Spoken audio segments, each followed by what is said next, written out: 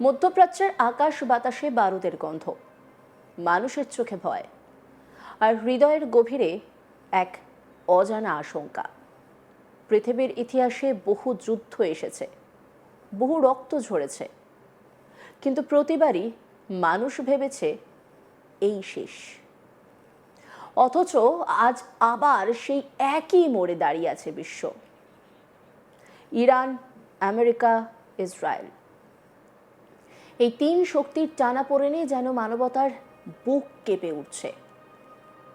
এই মুহূর্তে সবচেয়ে বড় খবর, ইরান নাকি প্রস্তুত করে ফেলেছে 1 মিলিয়নেরও বেশি যোদ্ধা।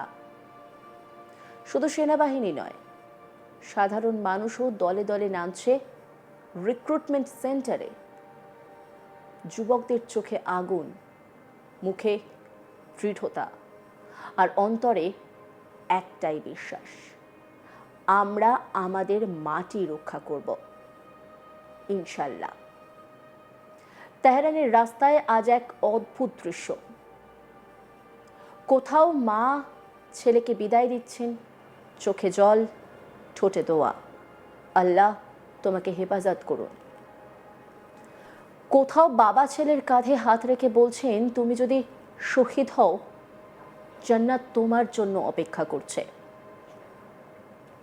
এই দৃশ্য শুধু আবেগের নয়, এটি এক ঈমানের শক্তি, যা কোনো আধুনিক অস্ত্রের থেকেও ভয়ঙ্কর হতে পারে। এই পরিস্থিতির পেছনে রয়েছে এক ভয়ঙ্কর বাস্তবতা। খবর বলছে, আমেরিকা ইতিমধ্যেই তাদের শক্তিশালী বাহিনী পাঠাতে শুরু করেছে। সমুদ্রপথে এগিয়ে আসছে বিশাল যুদ্ধ জাহাজ, ইউএসএস ত্রিপোলি এবং ইউএসএস বক্সার। আকাশপথে প্রস্তুত হচ্ছে সেনা, আর এই পুরো অভিযানের কেন্দ্রবিন্দুতে রয়েছে একটি বিশেষ বাহিনী, ইউএস আর্মি 82 এয়ারবোর্ন ডিভিশন। কোনো সাধারণ বাহিনী নয়, এটি আমেরিকার সবচেয়ে দ্রুত আঘাত হানার বাহিনী। তাদের বলা হয় অল আমেরিকানস। একটি বাহিনী যারা মাত্র 18 ঘন্টার মধ্যে পৃথিবীর যে কোনো জায়গায় নেমে পড়তে পারে। তারা প্যারাসুট দিয়ে আকাশ থেকে শত্রুর মাটিতে নামে, অপ্রস্তুত অবস্থায় আঘাত করে এবং মুহূর্তের মধ্যে যুদ্ধের চিত্র বদলে দেয়।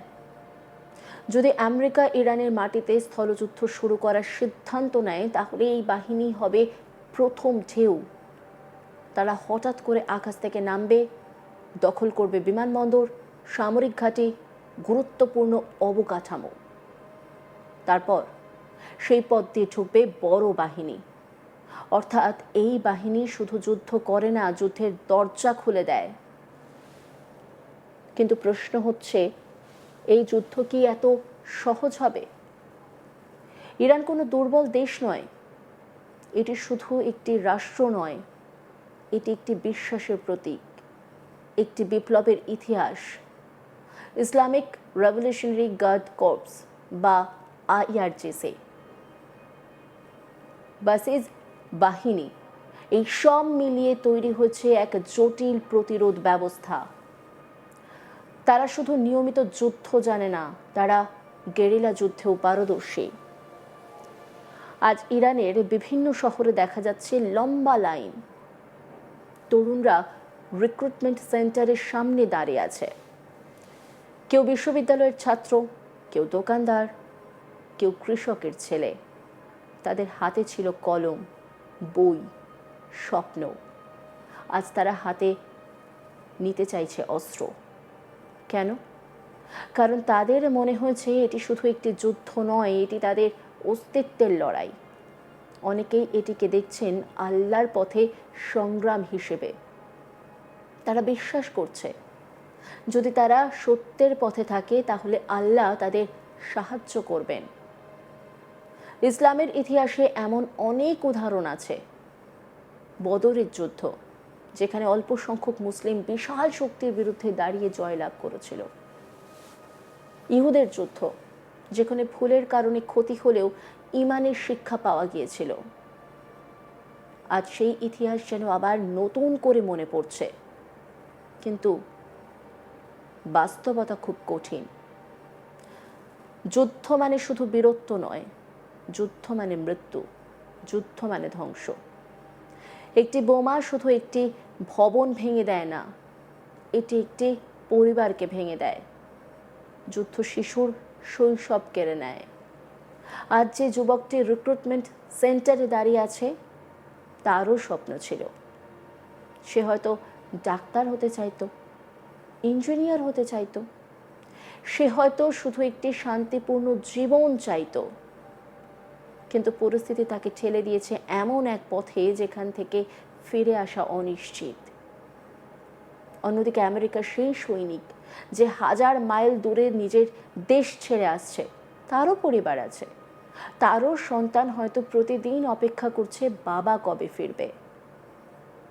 এই যুদ্ধ তাই শুধু ইরান বনাম আমেরিকা নয়, এটি মানুষের বিরুদ্ধে মানুষের যুদ্ধ। খবর অনুযায়ী উপসাগরীয় অঞ্চলে ইতিমধ্যেই প্রায় 50,000 ইউএস সেনা মোতায়েন রয়েছে। এর সঙ্গে যোগ হচ্ছে নতুন বাহিনী। 82 এয়ারবোর্ন ডিভিশনের সেনারা কয়েকদিনের মধ্যেই পৌঁছে যেতে পারে। যদি তারা ইরানের মাটিতে নামে, তাহলে পরিস্থিতি মুহূর্তের মধ্যে বিস্ফোরক হয়ে উঠতে পারে।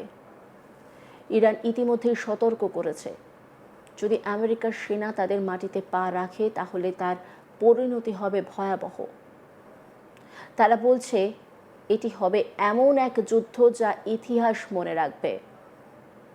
এই পরিস্থিতিতে বিশ্বজুড়ে আতঙ্ক ছড়িয়ে পড়েছে। তেলের দাম বাড়ছে, অর্থনীতি কাঁপছে, আন্তর্জাতিক বাজার অস্থির। কিন্তু এই সব কিছুর মাঝেও সবচেয়ে বড় প্রশ্ন, মানুষ বাঁচবে তো? একটি ছোট শিশুর চোখে যুদ্ধের মানে কি? তার কাছে যুদ্ধ মানে বাবা আর বাড়ি ফেরে না, মা সারা রাত কাঁদে, আর আকাশে ভেসে বেড়ায় ভয়ঙ্কর শব্দ। এই দৃশ্য কি আমরা আবার দেখতে চাই? এই পরিস্থিতিতে অনেক মানুষ আল্লাহর দিকে ফিরে যাচ্ছেন, মসজিদগুলোতে ভিড় বাড়ছে, মানুষ হাত তুলে দোয়া করছে, হে আল্লাহ, আমাদের রক্ষা করুন, আমাদের দেশকে নিরাপদে রাখুন।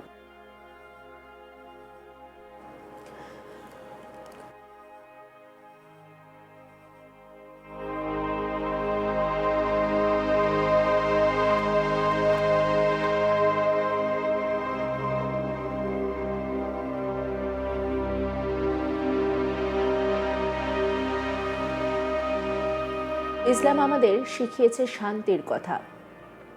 কোরআনে বলা হয়েছে একটি প্রাণ বাঁচানো মানে পুরো মানব জাতিকে বাঁচানো। তাহলে আমরা কেন বারবার যুদ্ধের দিকে এগিয়ে যাই? কূটনীতি কি শেষ হয়ে গেছে? আলোচনার দরজা কি বন্ধ? আজ পৃথিবীর কোটি কোটি মানুষ একটাই আশা করছে, এই যুদ্ধ যেন না শুরু হয়, কারণ যুদ্ধ শুরু হলে তা থামানো খুব কঠিন। মধ্যপ্রাচ্যের আকাশে আজ যে অন্ধকার জমেছে, তার ভেতরে কি কোনো আলো আছে? হয়তো আছে, মানুষের দোয়ায়, মানুষের ভালোবাসায়, মানুষের সেই অদম্য বিশ্বাসে।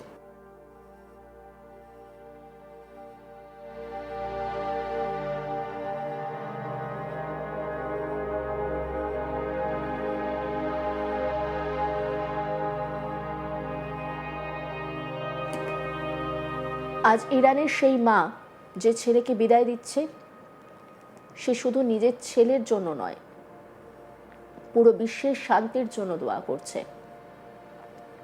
আজ আমেরিকার সেই পরিবার যারা তাদের প্রিয়জনকে যুদ্ধে পাঠাচ্ছে, তাদের মনেও একই প্রার্থনা, শেষ পর্যন্ত আমরা সবাই মানুষ, আমাদের চোখের জল একই, আমাদের ব্যথা একই, আমাদের আশা একই।